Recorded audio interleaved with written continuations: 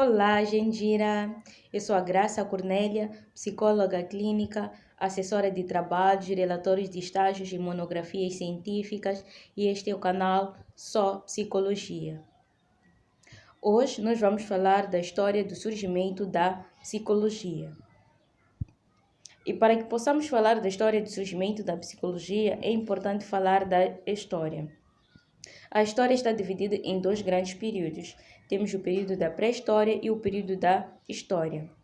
O período da pré-história está dividido, por sua vez, em Paleolítico, Neolítico e a Idade dos Metais. Já o período da história está dividido em Idade Antiga, Idade Média, Idade Moderna e a Idade Contemporânea.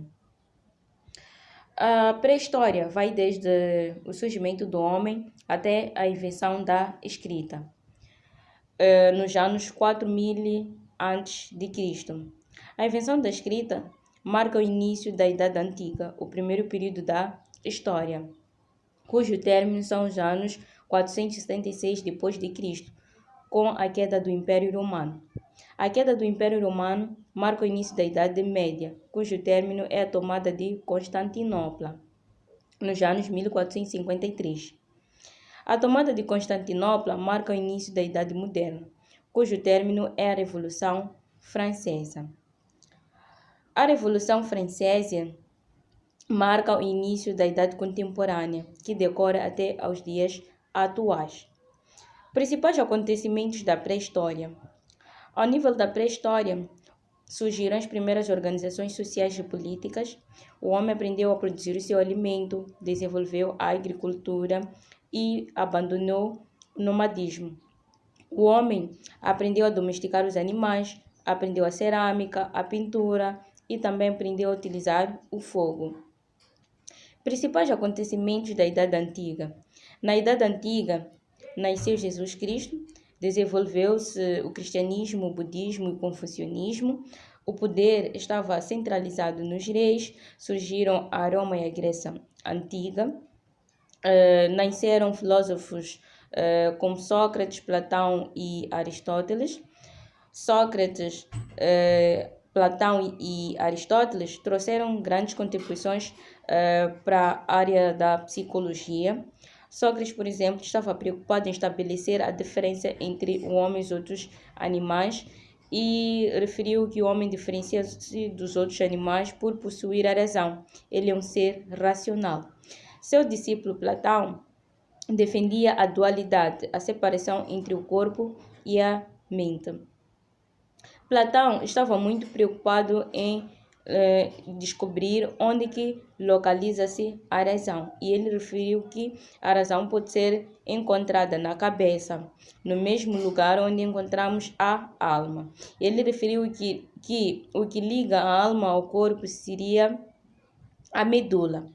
Seu discípulo Aristóteles não defendia a dualidade e acreditava que deveríamos valorizar os órgãos dos sentidos porque eles nos ajudam a experienciar o meio em que estamos inseridos.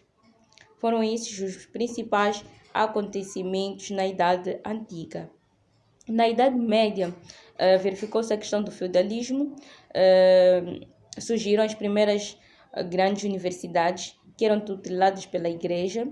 Este período foi designado de período das trevas, porque houve pouco desenvolvimento tecnológico, artístico e científico.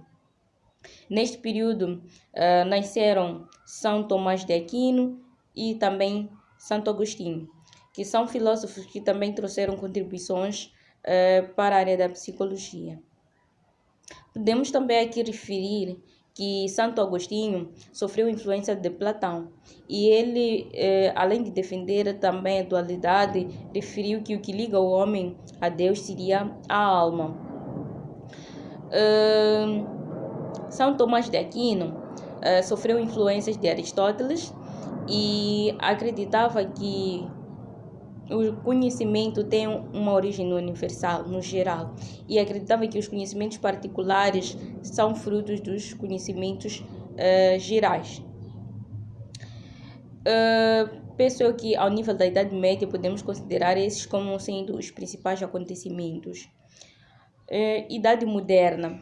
Ao nível da Idade Moderna, verificou-se a questão do renascimento cultural, a questão da expansão marítima europeia, a questão do mercantilismo, a escravatura, a questão da reforma religiosa, a questão da Guerra dos 30 Anos, o absolutismo. Foram esses um dos principais acontecimentos. Importa também referir que René Descartes referiu ao nível da Idade Moderna que o corpo sem a alma funciona como uma máquina, e esses pressupostos contribuíram para o grande interesse em estudar o corpo humano sem vida, e foram surgindo, graças a essas contribuições, ciências como a fisiologia e a anatomia, que trazem também grandes contribuições para a área da psicologia. Penso que ao nível da Idade Moderna podemos considerar esses aspectos. A nível da Idade Contemporânea, podemos mencionar a questão da Conferência de Berlim, podemos mencionar a questão da Primeira Guerra Mundial e a Segunda Guerra Mundial, podemos também referir a questão da Revolução Industrial e o nascimento ou surgimento de determinadas áreas de conhecimento, como é o caso da psicologia, que passou a ser considerada uma ciência com a criação do primeiro laboratório de psicologia na Alemanha, na Universidade de Leipzig, no ano de 1879. E isso graças às contribuições do autor Hundt, que procurou desenvolver alguns conceitos que os filósofos procuravam debruçar, mas de uma forma mais vaga. A questão, por exemplo, da alma, onde ele falou de mente, a questão, por exemplo, do espírito, onde ele falou de consciência.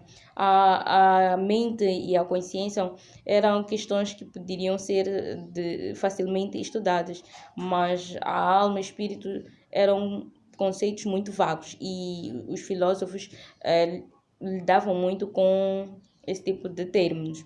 E então, isto acabou contribuindo também para a separação da psicologia da filosofia e o seu consequente desenvolvimento como uma ciência autônoma. E a partir da criação da psicologia, o surgimento da psicologia como ciência, esta foi desenvolvendo-se e ramificando-se, e está desenvolvendo-se até os dias atuais. Penso que, em termos do surgimento da psicologia, podemos deixar esses acontecimentos como sendo os mais relevantes. E muito obrigado pela atenção dispensada, e por favor inscrevam-se, coloquem os likes, isso vai ajudar a manter o canal vivo. Muito obrigado pela atenção dispensada.